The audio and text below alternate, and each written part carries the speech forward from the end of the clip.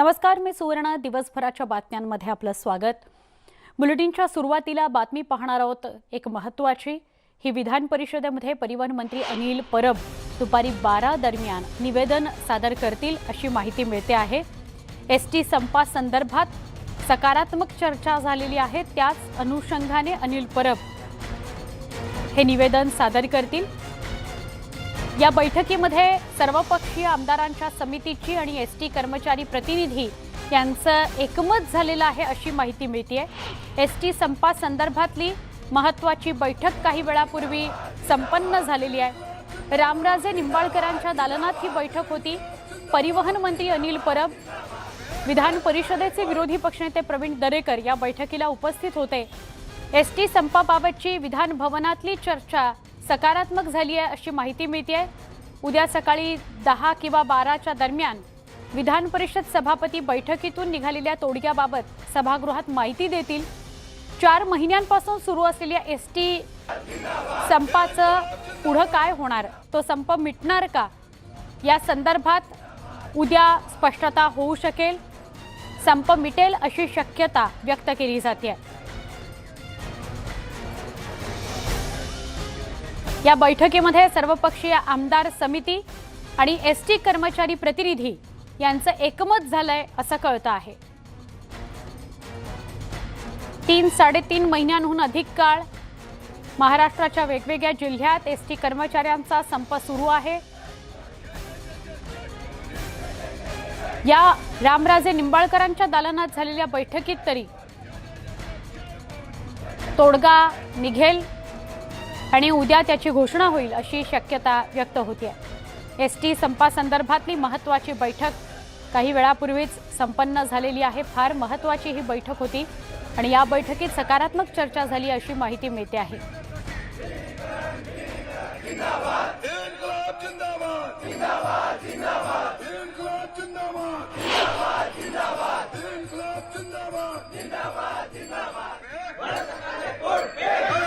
की चोट पे डंके की चोट पे डंके की चोट पे डंके की चोट पे. आपण या सगळ्याविषयी सविस्तर बोलूया.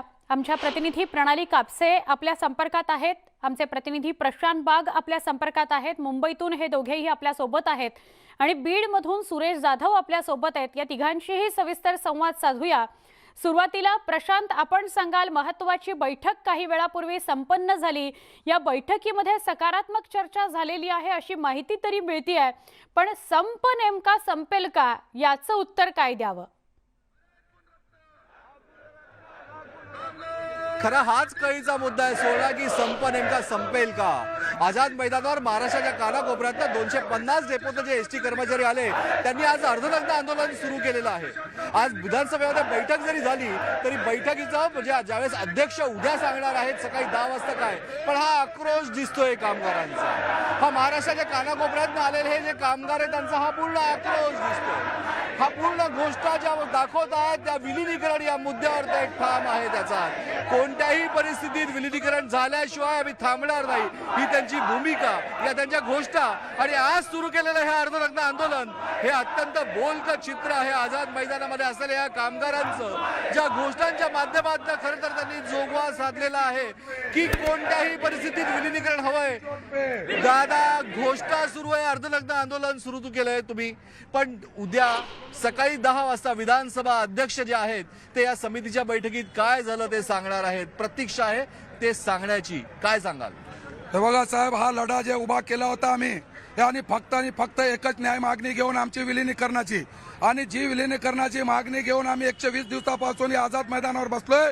परंतु या सरकारला जाग येत नव्हती. आपल्या माध्यमातून या सरकारला म्हणू इच्छितो, तुम्ही काय पण करा, फक्त आणि फक्त आम्हाला विलिनीकरण पाहिजे. फक्त विलिनीकरण द्या. आपल्या मागणीवर अत्यंत ठाम आहे, आक्रमक आहेत. अर्धनग्न आंदोलन तुम्ही सुरू केलंय का? सरकारनं आम्हाला उघडे केलेलं आहे साहेब. आम्ही मुद्दाम होऊन उघडे झालेलो नाही. गेल्या 4 महिन्यापासून 1 रुपया पगार दिलेला नाही. गेल्या 70 वर्षापासून आमचं रक्त शोषित केलेलं आहे. आणि म्हणून आम्हाला उघडे व्हायची वेळ सरकारनं आणलेली आहे. सरकारने आणली म्हणून उघडे म्हणतात. झालोय. थोडे बाजूला व्हा, आपण दाखवूया इथे थोडे बागे. गेले 7 दिवस झाले अन्नत्याग आंदोलन काही कर्मचाऱ्यांनी सुरू केलेलं आहे आणि या अन्नत्याग आंदोलनाच्या माध्यमातून म्हणजे गेले 7 दिवस झाले अन्नाचा एक कण यांच्या पोटात नाही आणि आज या आंदोलनावर ते ठाम आहेत. दादा, 7 दिवस झाले अन्नत्याग, तिथे विधानसभेमध्ये बैठकही झाली. फक्त विलिनीकरण यावर आम्ही ठाम आहे. विलिनीकरण झाल्याशिवाय आम्ही अन्नत्याग सोडणार नाही. ताई, तुम्ही सुद्धा या ठिकाणी 7 दिवस झाले अन्नाचा एक कण घेतला नाहीये. फक्त विलिनीकरणासाठी तर बसलोय. ज्या दिवशी विलिनीकरण होईल त्या दिवशी आम्ही अन्नाचा कण घेऊ, एवढंच. सुवर्णा, हे जे सगळे आपल्याला कामगार दिसतात त्यांच्या डोळ्यातले अश्रू सुद्धा आता सुकलेत. खर तर घोषणा देऊन देऊन घसा सुद्धा कोरडा झालाय. होय. तरीही त्यांची मनातली जी इच्छा आहे ती प्रशांत? काही संपायला तयार नाही. कोणत्याही परिस्थितीत विलिनीकरण या मुद्द्यावरती अत्यंत आग्रही अजूनही दिसून येत आहे. उद्या सकाळी 10 वाजता प्रशांत, आणि नेमके जर विधानसभा पोटात अन्नाचा सभापती कण रामराजे नसेल गेली 7 दिवस तर शब्द तरी कसा फुटणार असा प्रश्न आहे. प्रणाली आपल्या सोबत आहे आणि प्रणालीशी आपण सविस्तर बोलणार आहोत. प्रणाली, तू बघितलंस, प्रतिक्रिया सगळ्यांच्या ऐकल्या असशील, आवाज सुद्धा तोंडातनं फुटत नव्हता अशी परिस्थिती आहे. दुसरीकडे बैठका सुरू आहेत, कोर्टाचा समोर काय निर्णय आहे आपल्या समोर आहे, हे सगळं बघता कसं विश्लेषण करशील? कारण गेले अनेक महिने तुम्ही सातत्यानं याचा पाठपुरावा करताय. तू काय, प्रशांत काय, सगळेच आपले प्रतिनिधी. सुवर्ण, आजची बैठक ही महत्वाची बैठक होती कारण आता या निर्णयापर्यंत सगळेच पोहोचलेले आहेत की खूप अंत पाहिला गेलेला आहे एसटी कर्मचाऱ्यांचा आणि यापेक्षा जास्त अंत त्यांचा पाहणं हे अतिशय वाईट होईल. आतापर्यंत अनेकांनी आत्महत्या केलेल्या आणि यानंतर एकही जीव जाणं हे अतिशय दुर्दैवी असेल आणि आतापर्यंत एवढे जीव गेल्यानंतर, इतकं आंदोलन केल्यानंतर सुद्धा जर त्यातून कर्मचाऱ्यांना जर काही मिळणार नसेल तर हा कर्मचाऱ्यांवरच नाही, पर्यायानं संपूर्ण महाराष्ट्रावर अन्याय होईल. या आजच्या बैठकीतले सगळेच सदस्य जे आहेत, जे या बैठकीसाठी उपस्थित होते, ते पोहोचलेले आहेत आणि म्हणूनच त्यांचं असं म्हणणं आहे की आजची बैठक जी आहे ती सकारात्मक झालेली आहे. या बैठकीसाठी सभापती जे आहेत रामराजे निंबाळकर यांच्या अध्यक्षतेत ही बैठक झाली आहे. काल जसं त्यांनी म्हटलेलं होतं सभागृहामध्ये, परिषदेमध्ये, की अशा पद्धतीची एक समिती बनवली जावी आणि त्या समितीचे सगळे सदस्य आज इथे उपस्थित होते. सगळ्या सदस्यांनी आपापली मतं मांडली आणि त्यानंतर जे काही बाहेर पडले ते अतिशय सकारात्मक असणार आहे आणि कर्मचाऱ्यांना जेव्हा ते प्रणाली, जे काही समोर येईल या बैठकीतून ते सकारात्मक असेल. तुला इथे थांबावं लागतंय कारण तुझा सलग आवाज आमच्यापर्यंत प्रणाली पोहोचत नाहीये. बीडला जाऊया, सुरेश जाधव आपल्या सोबत आहेत. सुरेश, ही बैठक फार महत्वाची होती आणि त्यातनं सकारात्मक काही निघेल असं सांगितलं जात आहे. बीडच्या कर्मचाऱ्यांचं काय म्हणणं आहे, काय प्रतिक्रिया ते तुझ्यापर्यंत पोहोचवतायत? बीडमध्ये जर पाहिलं तर गेल्या जवळपास 127 दिवसापासून इथले कर्मचारी आंदोलनाला बसलेले आहेत. प्रत्येक वेगवेगळे सरकारचं लक्ष वेधून घेण्यासाठी यांनी वेगवेगळे आंदोलन केले, दिंडी पायी दिंडी काढली. एवढंच नाही तर उपोषण, अन्नत्याग सगळं काही केलं आणि त्यांची एकच मागणी आहे. ती मागणी म्हणजे विलिनीकरण झालं पाहिजे. माझ्यासोबत कर्मचारी आहेत, आपण त्यांनाच विचारणार आहोत. आज महत्वपूर्ण बैठक झालेली आणि त्याचा अहवाल जो आहे तो उद्या विधिमंडळात मांडला जाणार आहे. मात्र तुमची काय अपेक्षा असणार आहे त्यामधून?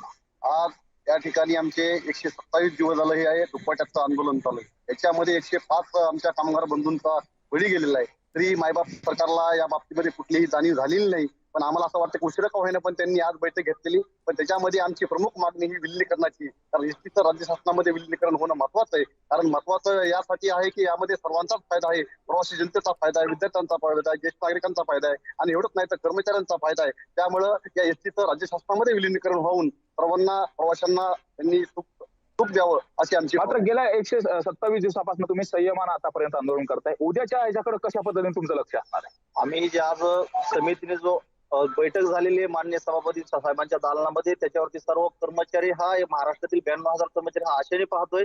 आणि मला आपल्या माध्यमातून सरकारला एक विनंती करायची, आपण महामंडळाचं विलिनीकरण होऊ शकत नाही असं सांगता किंवा समितीने अहवाल दिला त्रिसदस्यीय, पण ज्या महाराष्ट्रभर ज्या सर्व शिक्षण सम्राटांच्या खाजगी शिक्षण संस्था आहेत त्या शिक्षण संस्थांचा जर ट्रेझरी मधून पगार होत असेल त्या सर्व कर्मचाऱ्यांचे, तर मग एसटीचं महामंडळ हे राज्य सरकारचं आहे. आर्टिकल 39 नुसार सुद्धा त्याच्यामध्ये बदल करता येतो. कोर्टाने सुद्धा आर्टिकल 12 नुसार सगळं संपूर्ण अधिकारी राज्य सरकारला दिलेत. त्या धर्तीवर राज्य सरकारने विलिनीकरण करून आमच्या सर्व कर्मचाऱ्यांना योग्य तो न्याय द्यावा हीच आपल्या माध्यमातून विनंती. आता आज बैठक सुद्धा झालेली, सकारात्मक चर्चा झाली असं म्हणणं आहे. मात्र उद्याच्या जर बैठकीमध्ये उद्या त्यांनी जो निर्णय विलिनीकरणास तुमची जी मागणी आहे त्या संदर्भातला जर निर्णय आला तर तुम्ही सरकारच्या संदर्भात काय विचार कराल? जर नाही आला तर कसा हे असेल भूमिका? तर आमच्या संदर्भात जर विलिनीकरणाचा निर्णय उद्या विधान सभागृहामध्ये जर घेतला तर आम्ही त्याच्या सरकारच्या वतीने सरकारचं आम्ही स्वागतच मानू आणि सरकारचं अभिनंदन करू. पण जर विलिनीकरणाचा निर्णय नाही आला आणि तोडकी मोडकी जर वेतनवाढ असेल तर आम्ही तो कदापि निर्णय मान्य करणार नाही. आमच्या सेवा ज्येष्ठनुसार आम्हाला वेतनवाढ पाहिजे. सातव्या वेतन आयोगासाठी 1/4/2016 पासून आमचा जो करार संपला तेव्हापासून आम्हाला फरक पाहिजे आणि इतर भत्ते सुखसुविधा आणि आमच्या जे शिष्टावेतन पद्धत ही आम्हाला रद्द पाहिजे तरच आम्ही माघार घेऊ. आपण पाहतोय हे जे बीड मधले कर्मचारी आहेत हे त्यांच्या संपावरती आणि त्यांच्या मागण्यावरती देखील ठाम आहेत आणि उद्याच्या बैठकीमधून जे काही मिळणार आहे ते जर सकारात्मक मिळालं तर आम्ही सरकारचं अभिनंदन करू. आणि जर यदा कदाचित तो निर्णय नाही झाला तर आमचा जो संप आहे तो कायम राहील असं बीडचे कर्मचारी सांगतात. नक्की सुरेश, धन्यवाद ही माहिती दिल्याबद्दल. सगळे कर्मचारी आक्रमक झालेले आहेत, ते आझाद मैदानावरचे असोत किंवा महाराष्ट्रातल्या वेगवेगळ्या भागातले असोत. प्रणाली आणि प्रशांत, आपले देखील आभार, आपण सविस्तर माहिती दिली त्याबद्दल. बुलेटिनमध्ये एक छोटासा ब्रेक घेऊया, लगेच भेटणार आहोत. पहा फक्त न्यूज 18 लोकमत.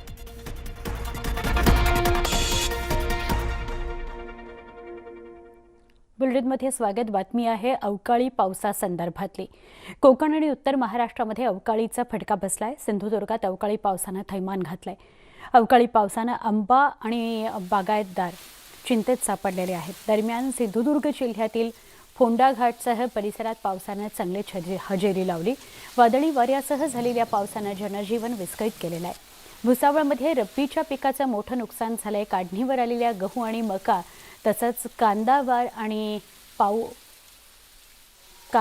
वारा आणि पावसामुळे आडवा झालेला आहे. येवला परिसरामध्ये सलग दुसऱ्या दिवशी कहर केलाय पावसानं.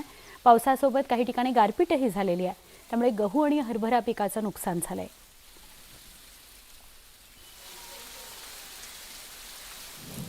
दिवसभराच्या बातम्यांमध्ये इथेच थांबतोय. वेगवान घडामोडींसह काही क्षणात पुन्हा भेटूया. पहा फक्त न्यूज 18 लोकमत.